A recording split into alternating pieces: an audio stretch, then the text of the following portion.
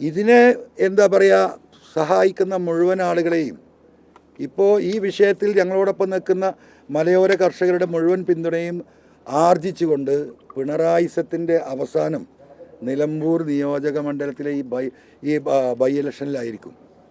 അതുകൊണ്ട് പരിപൂർണമായ പിന്തുണ അവർക്ക് കൊടുക്കുകയാണ്. ഇപ്പോൾ നിങ്ങൾ നോക്കണം, ഇനി എത്ര ദിവസമല്ലേ ഈ പിണറായിസം? 482 ദിവസമാണ് ഇനി ബാക്കിയുള്ളത്. ആരും അധികം കൊമ്പൊന്നും കോർക്കണ്ട. 482 ദിവസം അതിൻ്റെ കൗണ്ട് ഡൗൺ ആരംഭിക്കുകയാണ്. ഇന്ന് തുടങ്ങുകയാണ്. PV അൻവർ പാർട്ടിയിൽ നിന്ന് പോയിട്ട് ഒരു രോമം പോയില്ലല്ലോ എന്ന് പറഞ്ഞവരുണ്ട്. അത് നമുക്ക് കാണാം. അത് നമുക്ക് കാണാൻ പോകുന്ന പൂരമാണ്. അപ്പോൾ കേരളത്തിൽ നമുക്കറിയാം DIC ഉണ്ടായതിന് ശേഷം ഒരു 30% ആളുകൾ DIC തിരിച്ച് കോൺഗ്രസിലേക്ക് വന്നപ്പം ഞാൻ ഉൾപ്പെടെ കേരളത്തിൻ്റെ വിവിധ ഭാഗങ്ങളിൽ സ്കേറ്റേഡായി കിടക്കുകയാണ്. അവരൊക്കെ പല പാർട്ടിയിലുമായി പോയി, പലതിലും രാഷ്ട്രീയ പ്രവർത്തനം നിർത്തി.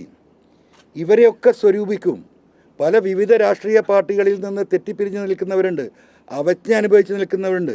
പിണറായിസത്തിനെതിരെ നിലപാട് സ്വീകരിക്കാത്തതിൻ്റെ പേരിൽ പാർട്ടിക്കുള്ളിൽ മൗനികളായി നിൽക്കുന്ന ആയിരക്കണക്കിന് സഖാക്കളുണ്ട്. ഇവരെ മുഴുവൻ കൂട്ടി യോജിപ്പിക്കുന്ന ഒരു രാഷ്ട്രീയ പ്രവർത്തനം ഇവിടെ ഉണ്ടാകും. ആ രാഷ്ട്രീയ പ്രവർത്തനം ശക്തമായി മുന്നോട്ട് കൊണ്ടുപോകും. അതിൽ എനിക്ക് നിലമ്പൂരിലെ കാര്യത്തിൽ കേരളത്തിലെ പ്രതിപക്ഷ UDF നേതൃത്വത്തോട് അഭ്യർത്ഥിക്കാനുള്ളത്, നിലമ്പൂർ ഒരു മലയോര മേഖലയാണ്. സ്വാഭാവികമായിട്ടും ആ മലയോര മേഖലയിൽ മത്സരിപ്പിക്കുന്ന സ്ഥാനാർത്ഥി ആ മലയോര മേഖലയിൽ നിന്നുള്ള കൃത്യമായി ഈ വിഷയങ്ങൾ അറിയുന്നൊരു വ്യക്തിയായിരിക്കണം. തീർത്തും നമുക്കറിയാം, കാസർഗോഡ് തൊട്ട് തൃശ്ശൂർ വരെ വരുന്ന മലബാർ 73 നിയമസഭാ സീറ്റുകളുണ്ട്. ആ 73 നിയമസഭാ സീറ്റിൽ പകുതിയിലധികം മലയോര മേഖലയുമായി ബന്ധപ്പെട്ട് കിടക്കുന്നതാണ്. ഈ മലയോര മേഖലയിലുള്ളത് ക്രിസ്ത്യൻ കമ്മ്യൂണിറ്റിയാണ്. അവരാണ് ഈ വന്യമൃഗശല്യത്തിൻ്റെ ഏറ്റവും വലിയ എന്താ പറയുക, അവരെയാണ് ഇത് ബാധിക്കുന്നത്. പലരും വിറ്റ് പോകാൻ നിൽക്കുക കിട്ടുന്ന വിലക്ക്.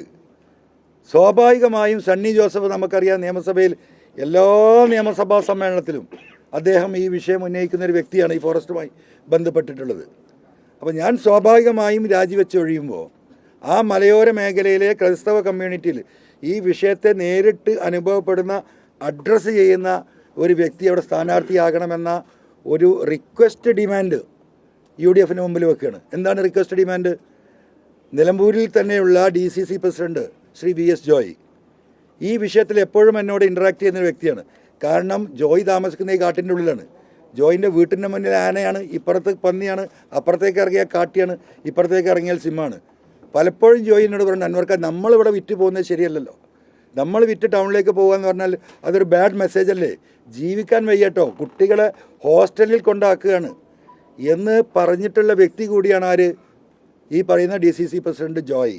അപ്പോൾ സ്വാഭാവികമായിട്ടും ഈ മേഖലയിൽ ക്രിസ്ത്യൻ മൈനോറിറ്റി വിഭാഗം ഏറ്റവും ഭൂരിപക്ഷം ജീവിക്കുന്ന ഈ മലയോര മേഖലയിൽ മലബാറിൽ ആ കമ്മ്യൂണിറ്റിക്ക് അനുഭവിക്കുന്ന ഒരു വിഷയമെന്ന നിലക്ക്, ആ കമ്മ്യൂണിറ്റിയുടെ കൂടി ഒരു റെപ്രസെൻറ്റേറ്റീവ് എന്ന നിലക്ക് DCC പ്രസിഡന്റ് V ജോയിയെ ഇതിൽ ഉൾപ്പെടുത്തണമെന്ന ഒരു റിക്വസ്റ്റാണ് എനിക്ക് ഈ വിഷയത്തിൽ വെക്കാനുള്ളത്.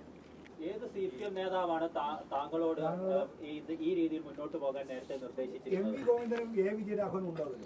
അല്ല, അങ്ങനെ ഞാനത് പറയുന്നത് വളരെ മോശപ്പെട്ടൊരു ഏർപ്പാടല്ലേ.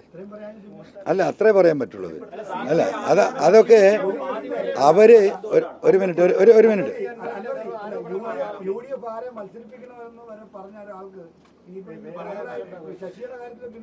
അല്ല, അതിൽ ഞാൻ എൻ്റെ നയം വ്യക്തമാക്കാം. അതിലെൻ്റെ നയം എന്ന് പറയുന്നത് അത് തീർത്തും അവരുടെ വ്യക്തിപരമായി എന്നെ വിശ്വസിച്ച് പറഞ്ഞതാണ്.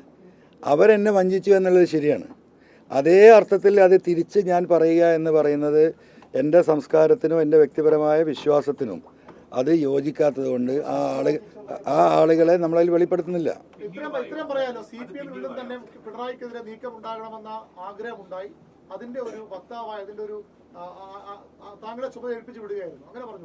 അങ്ങനെയൊക്കെ വേണമെങ്കിൽ നിങ്ങൾക്ക് പറയാം. ഞാൻ പറഞ്ഞതിൻ്റെ അർത്ഥം അതാണല്ലോ, അങ്ങനെയാണല്ലോ വന്നത്. താങ്കൾ ഇപ്പോൾ പ്രതിപക്ഷ നേതാവിനെതിരായ ആരോപണത്തിൽ മാപ്പ് പറഞ്ഞു.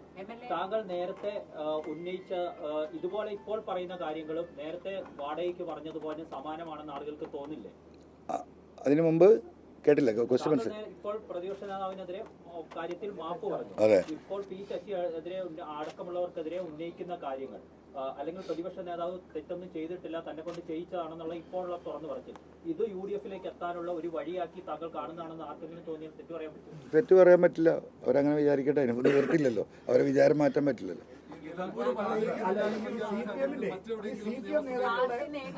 ഓരോരുത്തർ ചോദിച്ച കൺഫ്യൂഷൻ.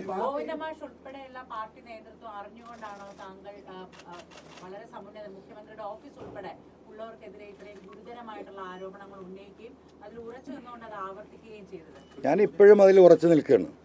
ഞാൻ ഉന്നയിച്ച ആരോപണങ്ങൾ ഇപ്പോഴും ഭൂമിയിൽ നിലനിൽക്കുകയാണ്.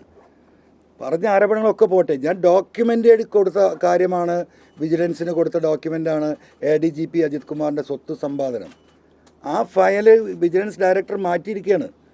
ഞാനത് ഈ കള്ള റിപ്പോർട്ട് പോകുന്നു എന്ന് പറഞ്ഞാൽ ഈ റിപ്പോർട്ടിൽ ഒപ്പിടുന്നവൻ പോലും കേരളത്തിൻ്റെ ഹൈക്കോടതിയിൽ കയറേണ്ടി വരും, ജയിലിലും പോകേണ്ടി വരും. ഞാൻ കൊടുത്ത ഡോക്യുമെൻറ്റിനെ വളച്ചൊടിച്ചൊരു റിപ്പോർട്ടാണ് കൊടുത്തത്. അതുകൊണ്ട് അദ്ദേഹം മടക്കിയത്. അദ്ദേഹത്തിന് അറിയാം അദ്ദേഹത്തിന് സമാധാനം പറയേണ്ടിയിരുന്നത്.